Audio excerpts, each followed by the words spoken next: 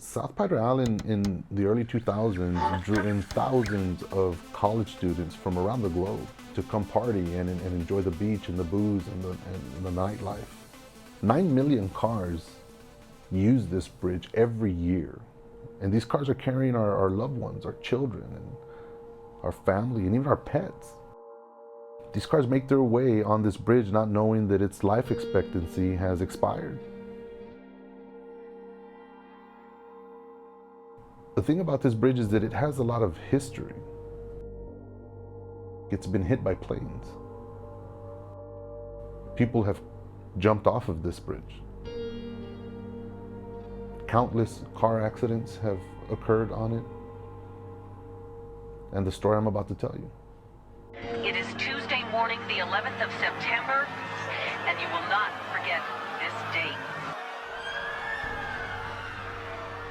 On September 15th, 2001. September 15th, 2001. A total of 8 people died on the morning of September 15th in 2001. A tugboat pushing 4 barges loaded with steel collided into the Queen Isabella Causeway. Tony Salinas was in his early 20s, enjoying a night of fishing with his buddies when he heard a sound that was an eerie omen of what was to come. 3 people survived the causeway collapse. Another factor some are considering is the street lights on the causeway. Cameron County officials say the Laguna Madre has channel markers or navigational beacons to guide boat pilots under the causeway. The Coast Guard maintains those beacons and says they have had no reports that those lights were out.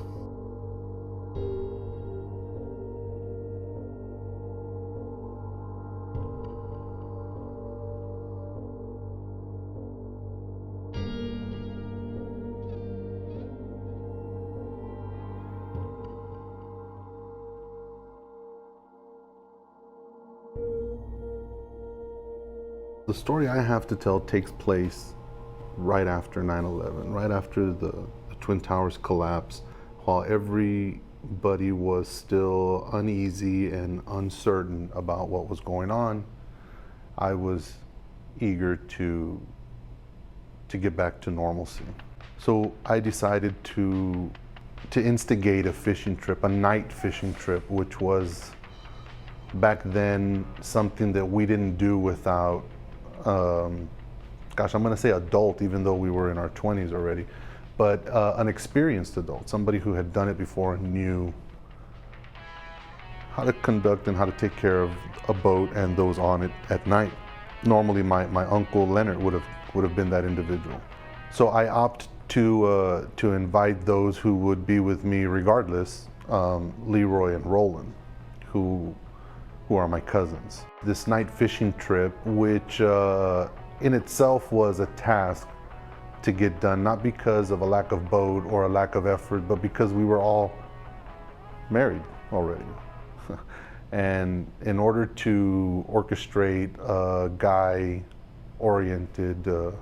outing, we had to get permission from the wives. So that was always a task in itself.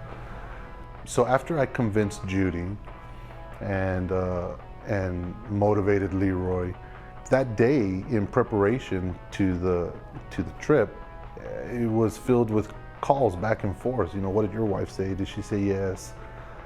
Yes, you know, I have to let her go shopping when we get back, and you know, exchange for me being able to go out. And we went through all the formalities. But sure enough, once one wife said yes and then the other one said yes, we had a fishing night that was green-lit by the bosses, and we were on our way. I had only invited Leroy and Roland. I wasn't aware at the time that Tony, Roland's brother-in-law, had moved in with Roland and his wife Hope, who is Tony's sister. And he was going to be living with them for a while. So normally, since he wasn't a direct part of our little clique, so to speak, normally he wouldn't have been with us. But when I pulled up to Roland's apartment complex, I saw Roland with this, you know, reluctant smile, with not a single thing in his hands. You know, he was just completely empty. But next to him was Tony, you know, standing smaller and scrawnier, And he had fishing rods, and he had an ice chest, and he had a backpack, and he was carrying Roland's stuff as well. And so we pull up, and I roll down the window, and Roland says, "Yeah, I have to bring Tony with me. Hope says he has to come, so he's gonna be lugging everything around for us." And he was happy to do it. He was happy to be included in the trip, and he hadn't been fishing. So we allowed it. We said, "Yeah, bring him on, let's go." Going anywhere and doing anything at that age was exciting. I had a brand new fire engine red Chevy pickup truck, cab and a half, with the flare sides, and it was just glistening new. And behind it was a trailer being towed and a brand new 17-foot Glastron ski boat. And when I say 17 foot, in your mind you might be envisioning this huge boat, but in fact it's made for maybe 5 passengers. And it is, or was, definitely not a fishing boat.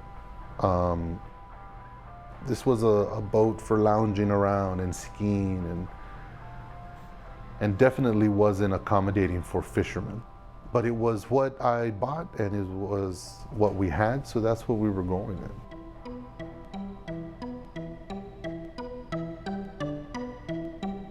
After we come into Port Isabel, I realized that I'm running low on gas.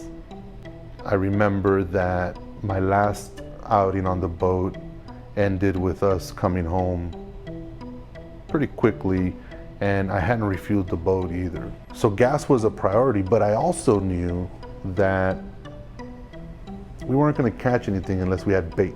And the bait shop, which was historically for me like a landmass or a landmark in PI, because every time I came into PI to fish with my uncles, we would stop at the Quick Stop. That was our point of reference every time we came. And I knew they closed at 10 or 10-ish. As we were parking, I noticed that the lights inside the bait shop were slowly, one by one, kind of just being turned off from inside. Jammed the truck into park, and Leroy and I were off.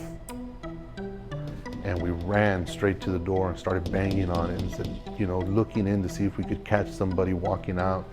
And sure enough, somebody from within heard us, and out towards behind the counter peeked his head out and waved at us and said, "We're closed." And I literally kept knocking and looked at him. I said, "Please," I begged him, "please, we just drove," and I'm mouthing this to him through a window pane. And I see him take this big, deep breath, like, ugh, okay, all right. And he walks around, reluctantly unlocks and barely opens the door and says, "We're closed." And Lyra and I began to plead with him. I said, "Look, we just drove from McAllen. We're gonna do some night fishing. We just need bait. I have cash." And we were reasoning with this individual, and he just gives in and he says, "All right, fine." And he opens the door for us and allows us in and instructs us to stay there. We can't go shop and get the things that we wanted to. And as he turns his back to us and makes his way around the cabinet or the countertop to charge us, I see him stop at the frozen bait refrigerator, and he pulls out a couple of Ziploc bags that are covered with ice frost and stuff, and I'm thinking, oh, that's not gonna be good. But nonetheless, he did get us some kind of bait, and he brings it, he plops it there in front of us on the counter and charges us. And I feel bad because I know he wants to get home. I know that he's in a hurry and he's agitated. He really didn't want to tend to us. So in efforts to break the ice and to lighten the mood, I asked him probably what every bait shop clerk or owner hears 1,000 times a day. I say, "Well, where are the fish biting? Where should I go fish, man?" Just trying to get some sort of different mood out of him. And just then, it worked. I saw something come over him. He literally went from this very confrontational posture to a really, really light and calm vibe, and he started making eye contact with me as he spoke, and he said, "Well, I'll tell you what," he says, "tonight, you guys should probably just tie under the causeway." just pick a pillar and tie up and take this bait and fish the bottom. And as quick as he said it, I disregarded the advice. I hadn't asked him where to fish because I needed to know where the fish were. So I disregarded his advice. I had a plan already, and we were going to follow through with it.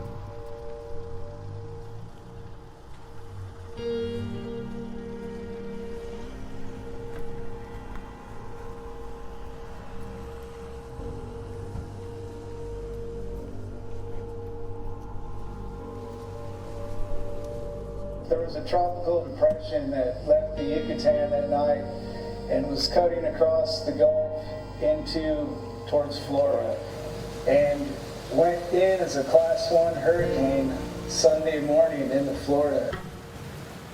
I'm Gage Davila. I'm the editor of the Port Isabel South Padre Press.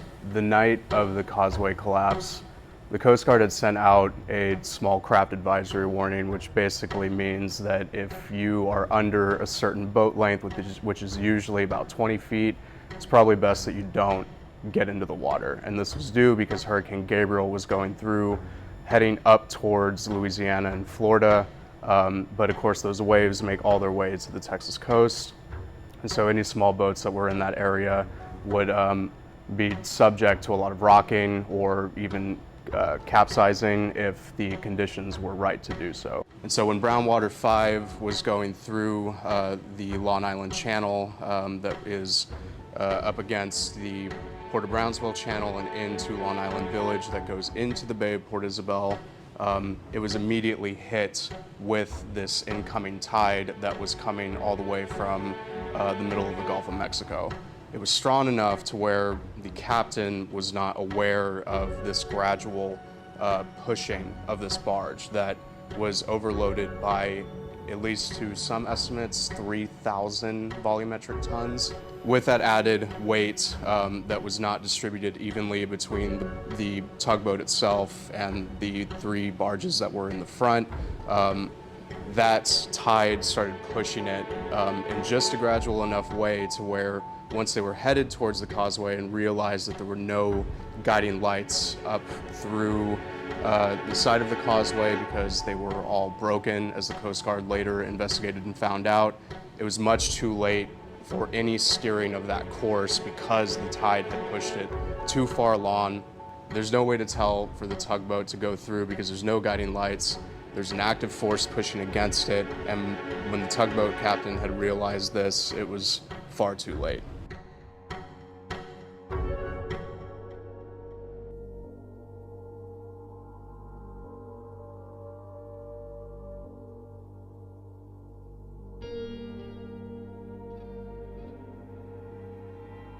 So after we leave the boat dock, we head straight to the pillar that is later going to be hit. We tie up to it to stabilize the boat and we begin to fish. And it seemed like the noise never settled. When we got there, we were shuffling around, tying our lures, moving stuff, getting ready, talking about what we were about to catch.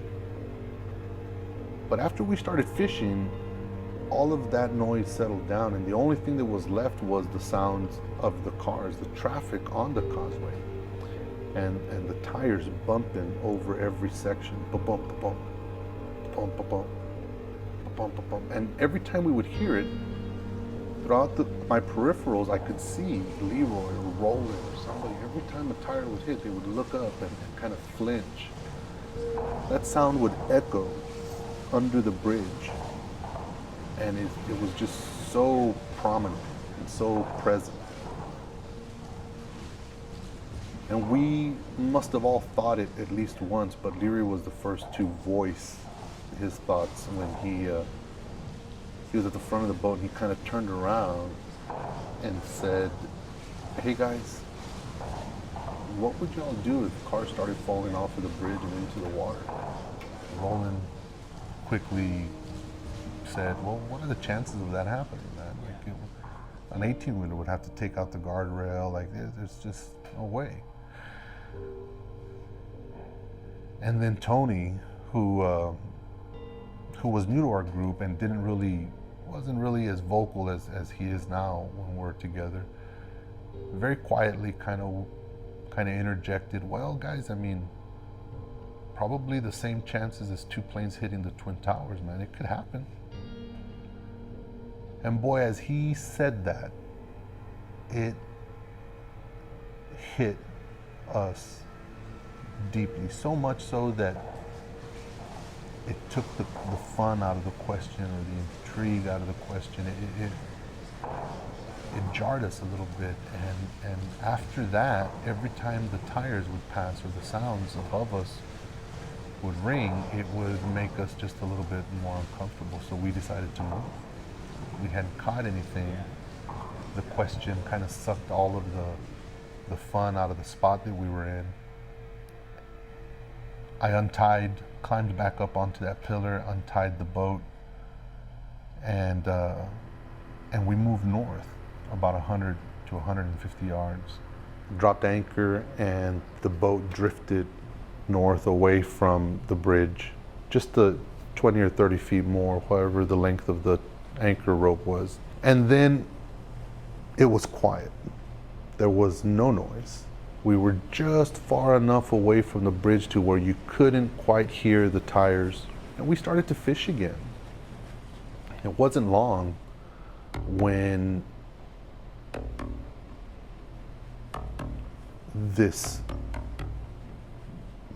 the ugliest sound I have ever heard was presented to me.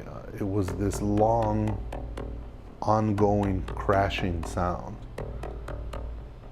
And accompanied with it was the sound of metal, like a shovel being dragged down or across a brick wall or a concrete floor. Just this screeching, ongoing cry, and boom, boom. And it was loud, and it seemed as if it was right on us. So everybody kind of started panicking and looking around, and did you hear that? What was that? And we all started kind of frantically trying to figure out where this sound was coming from, when somebody said, look, and pointed towards the causeway. And we all did that. We all looked. And what we saw literally brought us out of our seats, or the comfort we had nestled into while we were fishing. We were all standing and looking at this torrential downpour. It was just raining on this one section of the causeway, and it had blotted out the causeway. You couldn't see it to begin with because of the lack of light, but now there was a very visible amount of rain falling. And we started squinting and kind of looking at it, and like, is that rain? Was it thunder? The bridge had collapsed, and the amount of concrete and road and mass that hit the water beneath it splashed so high that it was taking its time to come back down. And just seconds into the acknowledgement of all that water falling on the bridge, we saw the first car fly off it, just completely drive off of the bridge in total disregard. And it cut through the rain. The taillights glowed bright red, and it seemed to just radiate throughout all the water that was in the sky. And the headlights were pointing straight down into the Laguna Madre, and just like that, that car was in the water. The bridge is out, and cars are just falling off of it, just driving off of it.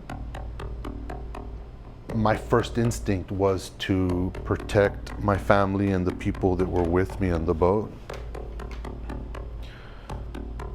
So I go to turn on the boat, and I think Roland knew that my intentions were to flee, to get to safety. And he says, Robert, we need to go over there. And he's standing next to me, and I said, no way, man, I'm not going home to your mother without you guys. And I disregard him, and I go back, and I'm trying to get the boat started, and Very gently, Roland rested the palms of his hands on my shoulders. And at the time I used to buzz cut my hair, I used to shave my head. And I felt his arms, and I kind of, before I could even look up to acknowledge what, or to see what was going on, I felt him kiss the top of my head. Literally just kissed the top of my head and said, "Robert, I know you're scared, but we need to go help. Calm down. There could be kids in the water, man, in those cars. We have to go help." And I don't know if you can see it now, but I get goosebumps talking about that, because all of the braveness that he had, he gave to me in that little one kiss. That one little kiss, he just transferred it all to me. And I looked at him, I said, "You're right." And the boat was on, and we made our way towards the accident.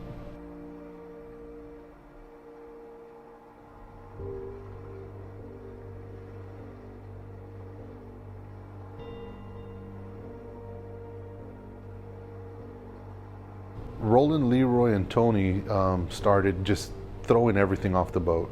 It was evident that there may be survivors, and we needed the space to accommodate them. As soon as everything was off the boat, Roland started handing out flares.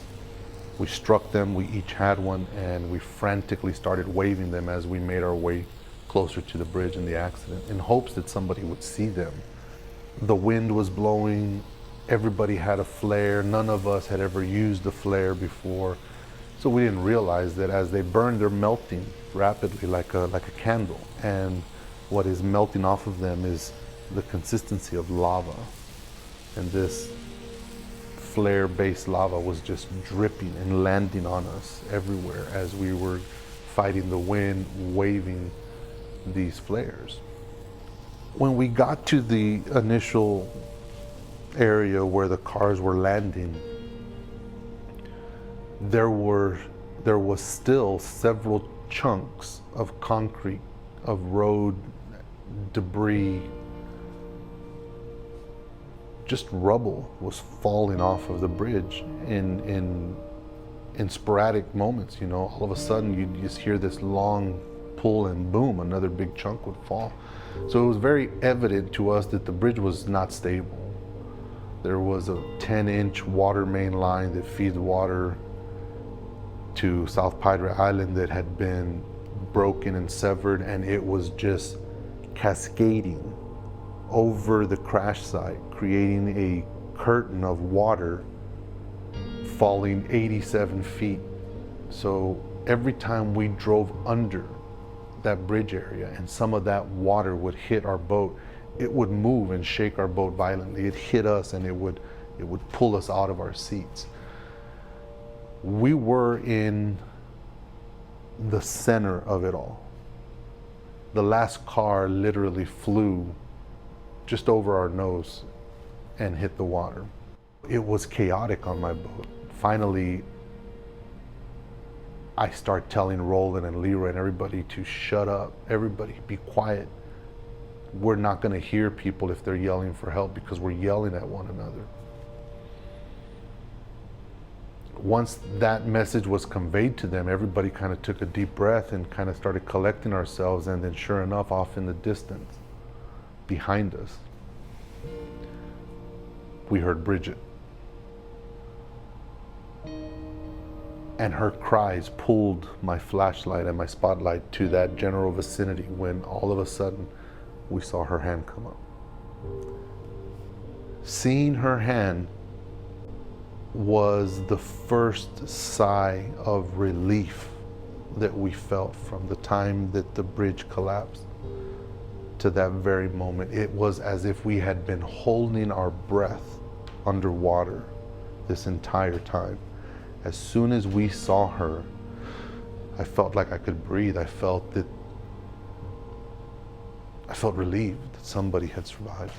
She practically helped herself on the boat. As soon as we got next to her and offered her our hands, she took them and she was on our boat, and we had our first feeling of usefulness it had been robbed of us with every car that fell off. All you feel is helplessness and you're useless. And that feeling is ugly and profound. So to find her and to pull her into our boat, we finally felt capable, and it gave us the energy and the motivation we needed to continue to look and search. And after we wrapped her in t-shirts and just whatever we had to try to begin to comfort her, Roland said, "Everybody be quiet again," because it had just worked before. So we did just that, and sure enough, Gustavo's cry. We're out in the Laguna Madre again.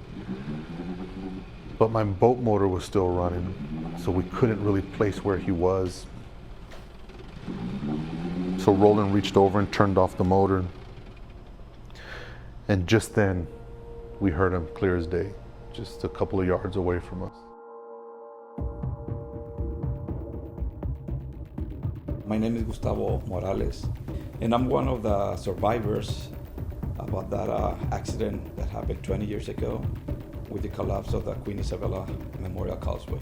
That night, I remember I looked at the clock at my pickup. It was 1:43 in the morning. So when I was getting into the causeway, there were no lights, and not because of the accident that night. There were no lights like 2-3 weeks prior. Getting to the causeway, at one point, looking on my left-hand side to the bay, I started looking, seeing some lights, but because it was Friday night, I didn't pay too much attention. So I thought to myself, well, they're fishing, they're looking for, I don't know, they're looking for fish or whatever. I don't know, 10 seconds, 20 seconds, I was flying. According to my speeding and all that, it took me 2.10 seconds to get into the water. I hit the water, my truck didn't submerge right away. It was kind of a slow motion. My cabin didn't fill up with water right away. The water started coming in from the pedal, from the brake and the pedals. And I was already underwater, completely underwater. My first instinct was trying to open the door, but it was real hard because, I mean, from the pressure outside of the bay and the pressure inside, it's impossible to open the door. I was able to pull off my seatbelt, roll down the window, and that's how I went out.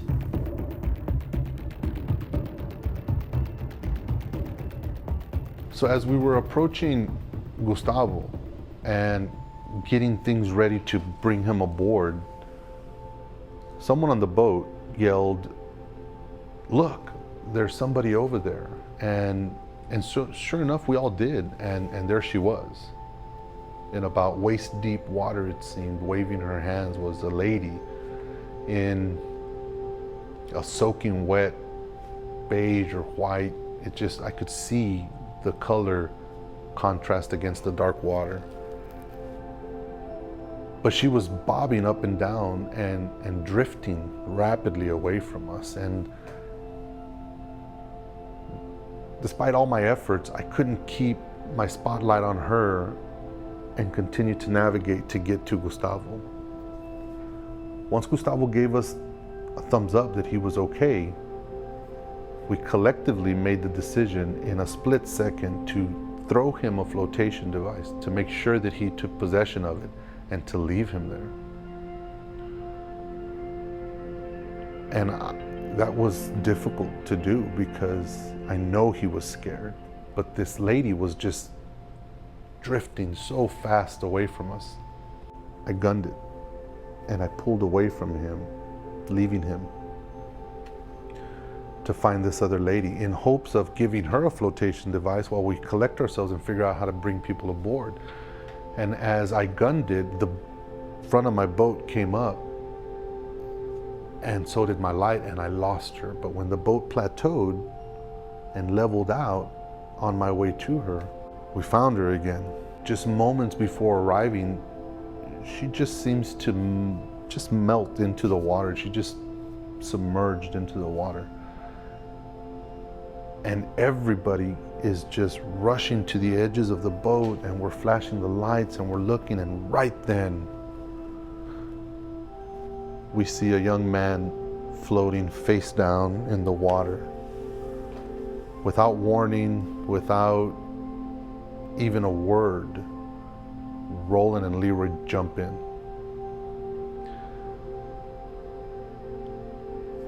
I immediately shut off my boat because this whole time I'm afraid that I'm gonna run somebody over. And they flip him over, and we think that he's at this point lifeless when he lets out this huge cry. And the first thing out of his mouth was Robin.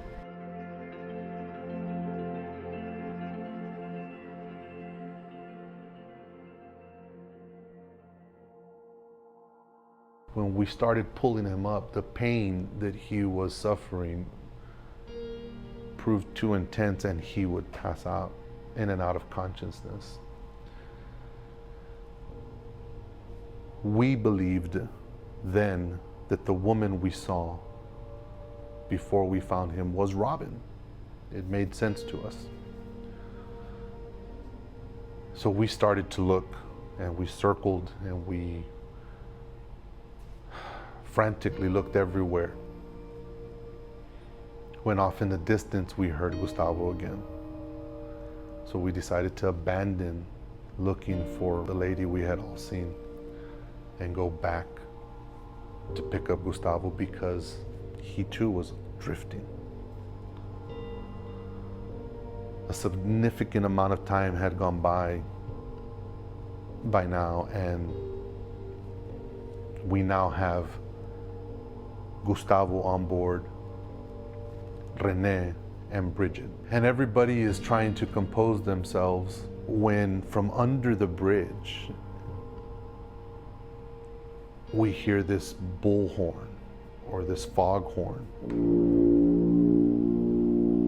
And this huge Coast Guard vessel just comes in to view. Upon the four fishermen arriving to the scene of the causeway collapse and the subsequent arriving of the Coast Guard later, they were met immediately with this sort of weird abdication of responsibility that was, Robert Espericueta is quoted in saying in his affidavit, could you all help us? And their response was, everything is in the water, what do you expect us to do? And when they had the three survivors on the boat, one of which was quite literally just hanging onto the boat because his injuries were so severe that he couldn't be carried into the boat, the Coast Guard responded as they were busy packing cigarettes and passing a lighter around, seemingly in a combined state of shock, but also a state of real not understanding of how severe the situation was, and also an understanding of they possibly were not equipped to respond to said incident. They looked upon the boat with the three survivors on it and the four people who saved them and said, we don't even have a fucking spotlight. I start pleading with them, we need help. I have injured people. They flew off of the bridge in their vehicles. And it's met with such, I guess, just nonchalant attitude radiating from the Coast Guard boat as the guy's packing a pack of cigarettes, passing out cigarettes and saying, hey, who has a lighter? Do you guys have a lighter? He literally asked us for a lighter to light his cigarette before even acknowledging the gruesome vision that my boat must have been, with people injured, bleeding, scattered, burnt, and beaten. So my name is JP Montoya, Juan Pablo Montoya. On September 15, 2001, I was working as a part-time paramedic in the city of Port Isabel. So that day we happened to, it was like 2:15 in the morning. I'm a night owl, so I'm always awake. I was listening to the radio. The radio goes off and you can hear the officer just screaming. You'd never have that much traffic on our radios, especially in Port Isabel, such a small city. You don't get a whole lot of traffic as far as radio noise. So these guys are just screaming at the top of their lungs on their radios. at the bridge, we're being attacked, and we're like, that the bridge is fallen. So I went and I told my partner, hey man, we need to go, the bridge fell, you know, let's get to it. So when we're taking off, you know, we get there to the side where, on this side of on Port Isabel, on the, would be the south side by the Dolphin Watch. And we're standing there and just kind of looking. It was kind of far to see. You really couldn't see anything from that vantage point. And I remember the guy, I can't remember exactly what he looked like, but I remember him kept saying, get your stuff, man. I'll throw you on my boat and we'll go. The thing is that 9/11 had just happened. So we don't know what really is going on. If it is a terrorist attack, if somebody blew it up or whatever, because you got to, you know, you always have the secondary attacks and whatnot and stuff. So we're like, you know what, I thought about it for a little bit. I finally was able to get through the radio onto our dispatch from Port Isabel.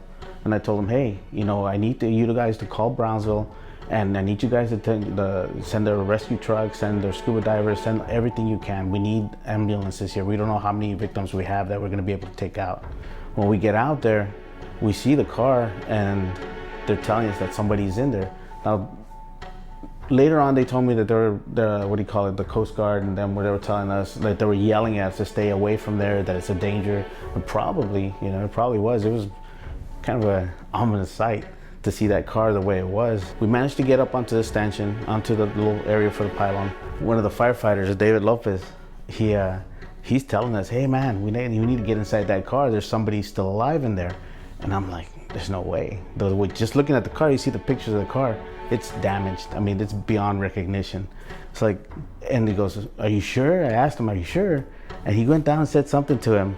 And you can see Mr. Hinojosa's go like this, his thumbs up through the passenger side. I'm like, oh man, we gotta go in there and get this guy, or do something, get in there and help him out.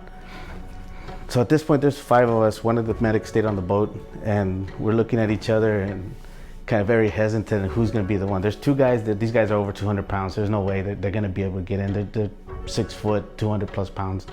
And so they're already out of the question. The other guy, we just looked at each other, and I drew the shortest straw, man, you know? And I was just like, all right, I gotta go in there.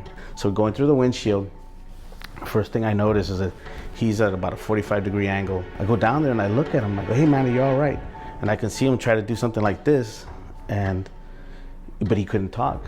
From what I remember is that it looked like he had some blood around his eyes, and like if his jaw had been busted up into his head like this, and he just couldn't talk. He couldn't say anything, just mumble and groan. And looked at the rest of him, and I was like, oh man, I could see the chest kind of like doing this kind of stuff, which is bad. It's a bad sign. I felt his pulse, and it was like,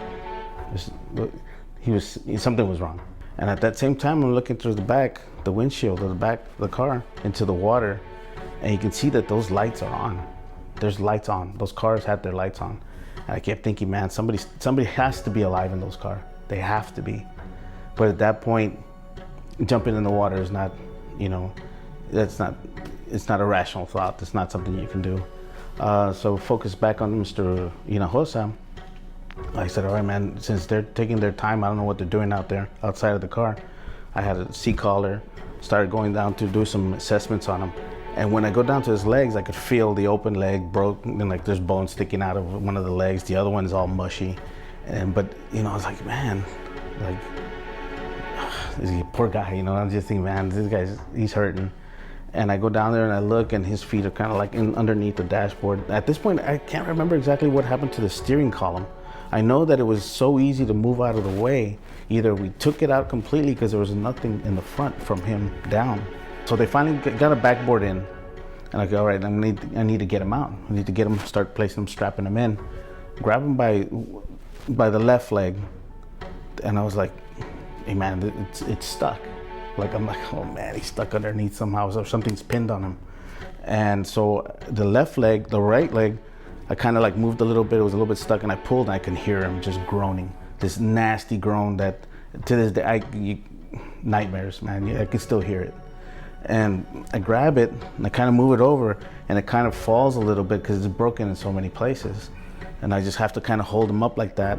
And I grab the other leg, and I'm like, man, I go, you know what?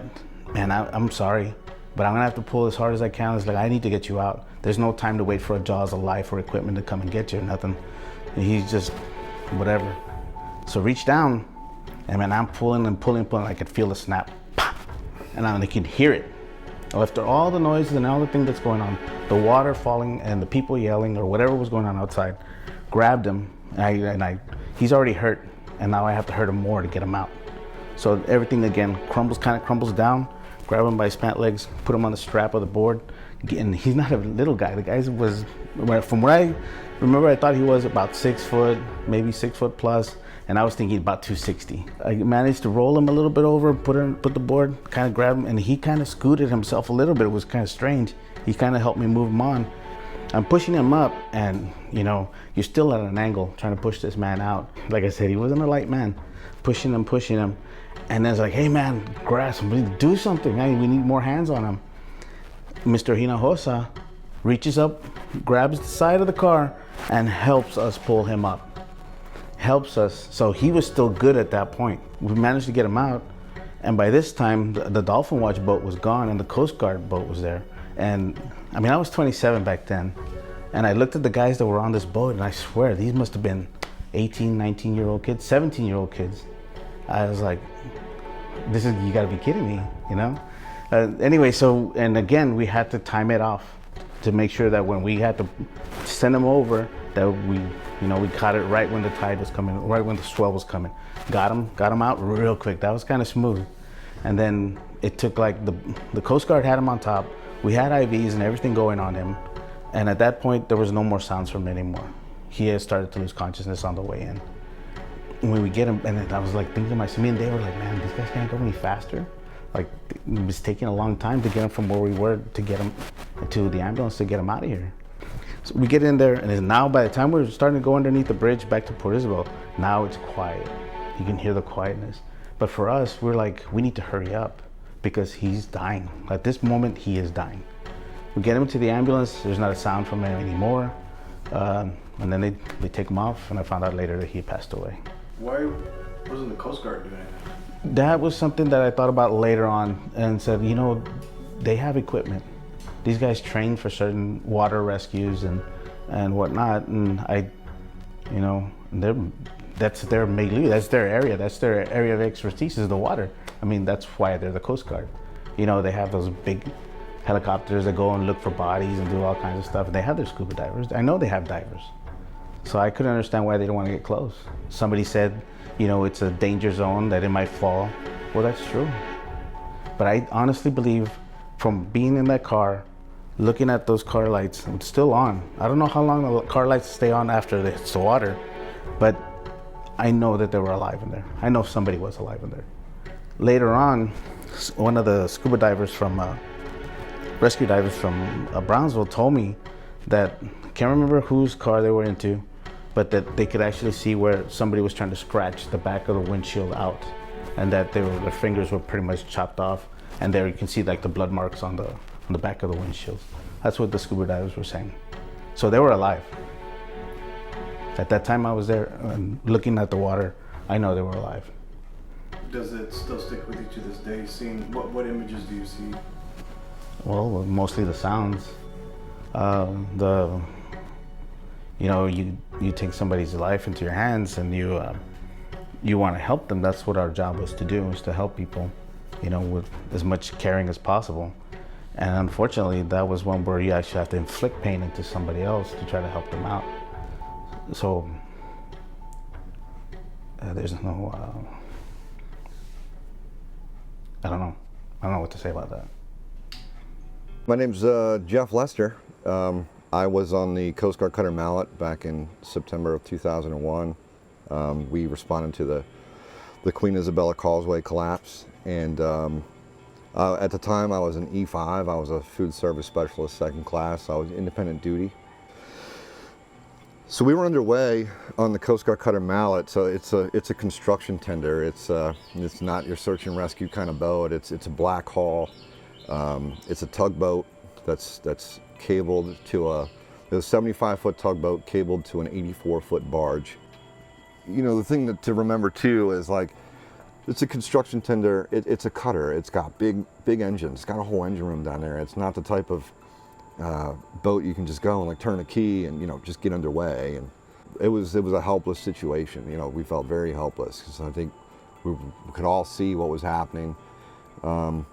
Everyone's exhausted from clearing the deck, and then on top of that, there's nothing you can do. We're going 6 knots. You know, we're basically walking to the bridge. I wanted to paint the perspective of, like, you know, we were out there, we were in transit, but it took time, you know, to get out there. And we're not like a search and rescue type of a ship. And even if we did get out there, and it's like, we're not, you know, we're not gonna like jump in the water in wetsuits and start diving down to try to find people. It's like if we'll do what we can if we could see people that are in need of assistance. But at the same time, it's like there was no one. You know, it just seemed like we were just there kind of waiting, not to mention it's right after 9/11, so I'd assume, and you know, I'm an E5 at the time, and I would assume that we were probably, or the senior chief was probably directed to proceed with caution, or to not put the crew in any more danger than is necessary, because like, who knows what's happening? Nobody knows at this point that it was a tugboat that struck the bridge. Everyone's still under the impression, I don't know what the impression was, but I would have to say they were probably, I think we were all thinking it was probably just a terrorist attack. What was the pivotal moment, do you think, when you decided, hey, you know what, this is just getting too stressful for me right now, here you go? Was it seeing the cars mangled? Was it? It was when we pulled one woman out of the back of her blue Mustang, and that one effed me up. You know, she was busted up, and she had fought pretty hard. You know what I mean? To survive, and I don't remember who, like, what agency the guy who was on the barge that was doing the extraction, but I just remember they blew out the back window, got it unlocked, and like got the door open, pulled her out, and the back of the window, the back of the windshield of that Mustang was covered in like this orange film. And I remember talking to the guy about it, you know, and I'm filming it. It's somewhere, it's on camera, him telling the story of like what he, in his professional opinion, thought happened. You know what I mean? If you were like a forensic investigator trying to figure out how things played out, he said, this is how this went down. He said, this woman, it went in the water, you know, survived the 85-foot drop and the impact, and probably that right alone was just terrible, and survived it and managed to get to the back as the car sank. And while it was sinking and continuing to fill up with water, she ingested it and just continued throwing it up and breathing it in, throwing it up, and then everything from her stomach came out, and the water, because it's probably greasy stomach contents, the water pushed that against the glass.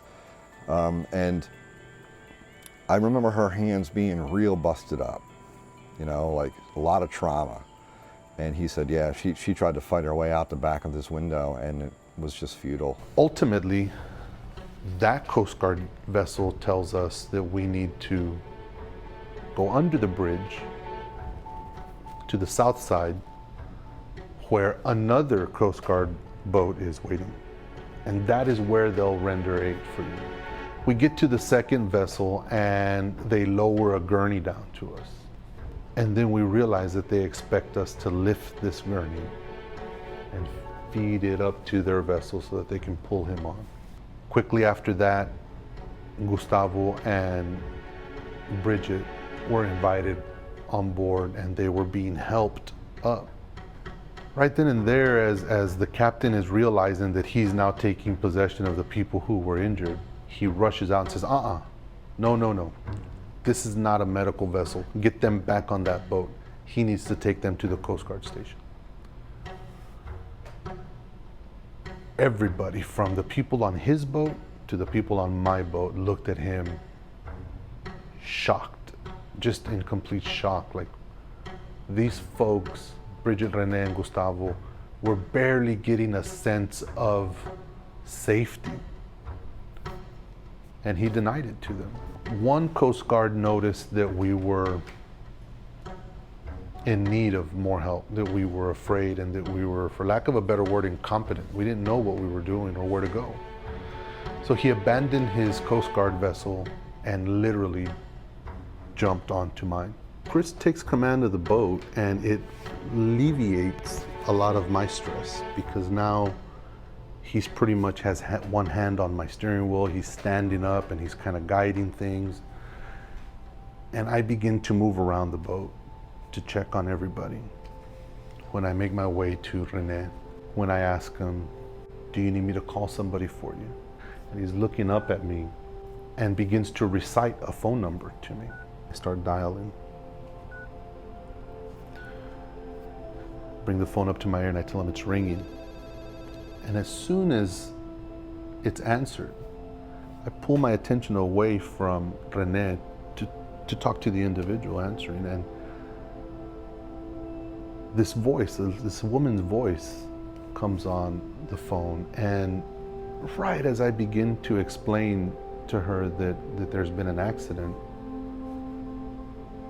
she begins to calm me down. She begins to tell me, tranquilo, no te mortifiques, things are gonna be okay, just calm down, and click, and hangs up on me. I look at the phone and I'm thinking she must be half asleep. She doesn't even realize she's answering the phone.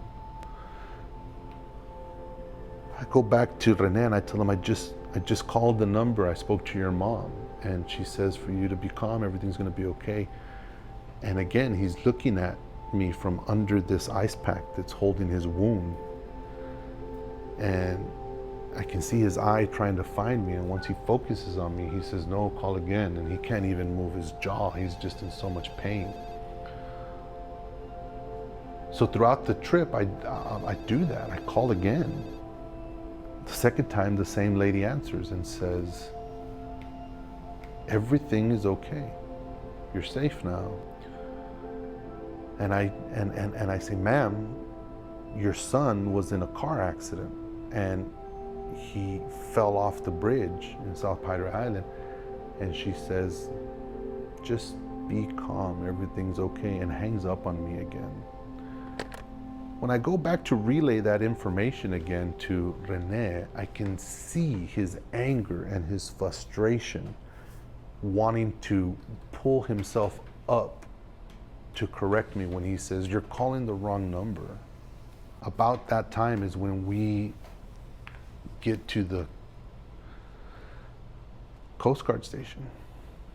So my efforts to continue to notify his next of kin or his family is placed on pause because now I have to help navigate us into this boat dock. We quickly realized that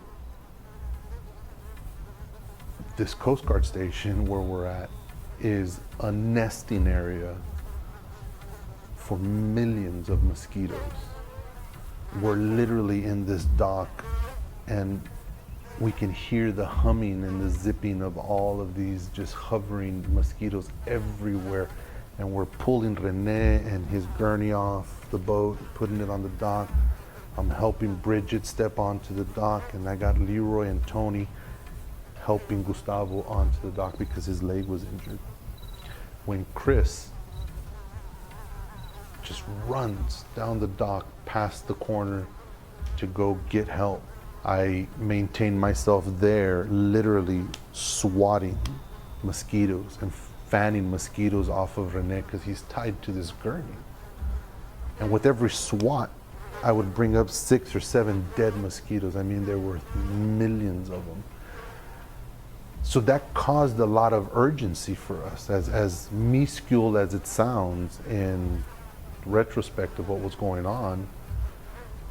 The mosquitoes was a huge thing because they were everywhere. When in my peripheral vision, I see Chris coming around the corner and he's walking slow and he's so demoralized. And I can see he's looking clear past me to Port Isabel. And he points way off into the distance and says, we should have been sent there. We should have gone there. Nobody's here. We didn't have time to feel disappointment in the lack of nobody there. The mosquitoes were shooing us away. People were still in pain and we needed to get out of here. And Chris was right. We had to get to Port Isabel. So we reloaded everybody and we began our way across the Laguna Madre to Port Isabel, leaving the Coast Guard station empty and alone behind us. Again, we had unloaded Rene onto something and had to bring him back onto my boat for the second time. So I went back to check on him on our trip from South Padre to Port Isabel. And he looks up at me again and says, "Call my dad." So I go to my phone and I say, "Okay, give me the number," in hopes that he gives me a different number. But no, he recited the same number, and as I'm punching it into my phone, it's coming up, and I can see on my call log that I've already called that number 3 times. But I push send anyway, and I pick up the phone when a man answers. And I tell him, "Sir, I just spoke to your wife. Your son has been in a car accident," and before I even finish, he just explodes with rage and starts asking me, "Who is this? And why are you calling me?" And I can hear all of this anger in his tone, and I'm like, "Sir, calm down. Is your son Rene? Does he drive was he in a red Mustang?" And he was like, "Yeah. Well, who's this? And why are you calling here?" And I tell him, "Your son has been in a horrible accident. I don't even know if he's gonna make it. You need to get to the Brownsville hospital." And I catch his attention with the facts that I'm spitting out to him, telling him like the Mustang and your son, and does he look like this? And I convey the urgency to him, and we hang up. And I go back to Rene and I tell him, "I spoke to your dad and he's gonna meet you at the hospital." And I can see his relief and his contentment. And the last thing I remember him saying was, "You were calling the wrong number, right?" And then he passed out again. When we get to the dock and the EMS people just bombard us with gurneys and all of this stuff, and they see that we've already offered some aid, they jump onto our boat, get Bridget into a wheelchair and Gustavo, and they're off. And Chris is tailing them, the Coast Guard is telling them, kind of telling them everything. Somebody comes and says, "Get off the boat, guys, tie the boat here, and make your way on up there to the causeway, to where the causeway meets Port Isabel, and just wait, we'll tend to you guys shortly." And we huddled up on this concrete slab in awe of what we just witnessed. Nobody really talking. Everybody still kind of breathing a little heavily, kind of coming to terms with what we just lived through, when out of nowhere, this man dressed in black approaches us and begins to talk. And he begins to kind of infiltrate his way into our little huddle that we had created. And he says, "Were you guys in the accident?" And I look at him, "I'm sorry, who are you?" I say, I'm like not confrontational, just like, "Oh, I'm sorry, like who are you?" And he said, "My name is Pastor Hyde." And he had a lot to say, Pastor Hyde, and he prayed for us, and he was eager to bring all of this hope and just goodness into all of the bad stuff that I had just seen through prayer. And I didn't know if I believed him or not, but as soon as he started talking to us and started praying with us, he was right. I felt warm and safe, and it made me feel and look at what just happened completely differently than what I was imagining. Right then, he noticed that we were burnt. Some of us really bad because of the flares, and he pointed and said, "You guys have been injured. You guys need assistance." And he ran off. When off in the distance, I can see him, and he's power walking back towards us.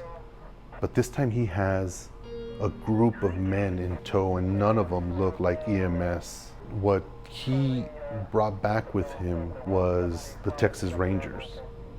The small craft advisory that was issued that night constituted that nobody would be on the water. So what were we doing out there? 9/11 had just happened, and here this monumental, ginormous bridge is out, and we were the only witnesses and the only ones there. So needless to say, they had a lot of questions that they wanted answers for. We weren't rendered any kind of aid or medical attention until after we were escorted to the Port Isabel Police Department and separated. They separated Roland, Leroy, Tony, and myself. At that point, they began to question us. They would question us with little tape recorders. Then they would ask us to repeat what we did and what we saw that day, and had a lady typing it out. And then ultimately they brought us a pen and paper and they asked us to write it all down. All of this happened from the hours of 3 or 4 a.m. at night all the way into 12 o'clock in the afternoon the following day. Later on that day, between like 11 and 1 p.m., Brownwater is already filing a motion that says that we are only worth $250,000, and that's not even in liquid assets. This is just boats, this is in cargo, this is for office buildings. The amount of cash that they have isn't even really revealed in that motion. And then to supplement that $250,000, they write, oh, and also our cargo is worth 20. So if you want to have any sort of lawsuit against us, if you want to collect any damages, at most you can get $270,000 in non-liquid assets, and that is the best that you're going to get. And this is a repeating cycle with Brownwater through the entirety of the lawsuits that came towards Brownwater in the days, months, and years leading after the Causeway collapse. And this is particularly noted when they have filed a motion for summary judgment against the 4 fishermen who were seeking damages for the very evident PTSD that they had all suffered from watching several people die. The language that they use within these lawsuits is clearly evident of an attempt to distance themselves from an accident that, though they are the company that employed the people that were responsible for it, it's this real abdication of responsibility solely on the basis of profit over people. And it's clear just from reading the languages of these lawsuits and from the court proceedings that proceeded in later years, even right up to the very settlements that they ended up giving people. Even further evidence that they have really a lack of empathy for the incident that happened and for the circumstances that surrounded it before, during, and after the Causeway collapse. Brownwater 5 is still in operation today, and as of this first week of August, it's currently in Ingleside waiting for its next journey. Roland, whose wife at the time was working for a local attorney, was allowed a call to his wife. She informed her boss that we were being questioned about the events, and he drove from McAllen to Port Isabel. I had never met our attorney formally prior to that day, but he was my hero that day. He came to our rescue because after several hours of being interrogated by the Texas Rangers and by other entities, we were eager to get home to our families. I remember he had a big black Suburban, and we all climbed into it barefooted, torn shirts, stained with blood, and he drove us home. It wasn't until I looked back at the back seat of the Suburban, I was sitting next to Frank in the passenger seat and saw Roland asleep, leaning up against the door, Leroy asleep on his shoulder, and Tony leaning against the opposite door, that I felt that this was over. I finally felt relaxed enough to shut my eyes. It seemed like minutes later, I opened them and we were in the parking lot of Frank Enriquez's firm, and our wives were waiting out there as if we were military dispatched personnel getting home, you know, reuniting with our families after surviving a night like that brings a whole new meaning to cherish the moments, you know, and it brings a whole new appreciation for the moments that we discard for the faces we see every day. 3 weeks later, we're back at Frank Enriquez's office. He's telling us that we're about to be reunified with the 3 survivors. And this will be the first time that we visit with them since the accident. René's still laid up in the hospital bed, recovering from his injuries. So this reunion is going to take place in his hospital room. Once we got to the hospital and we were outside the room René was waiting in and being tended to, this was the first time I met René's father. And as we were waiting to see who was going to go in first or what were the formalities, the door swung open and the man walked out. He walked out and said, "Which one of you called me to tell me that René was in the accident?" Everybody looked at me and I stepped forward and I said, "Hello, my name is Robert Espericueta." And he grabbed my hand and pulled me in for a hug. He says, "You said you spoke to my wife." I said, "Yes, sir, I called her. I called 3 times before, or twice, and spoke to her both times." And I looked into the room hoping to see or waiting for his wife to come out. And his eyes swelled up and he started pointing at the door, but he couldn't really get the words out. He was just pointing at the door and he said, "My wife died in this room 2 weeks before the bridge collapsed."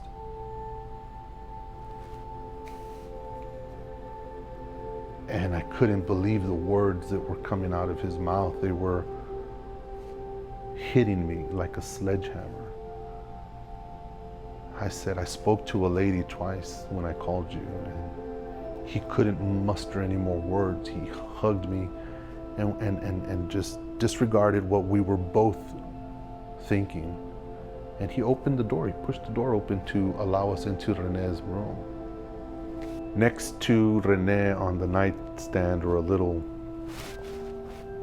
desk there in his room, was a picture frame of a woman in a white blouse who was René's mother.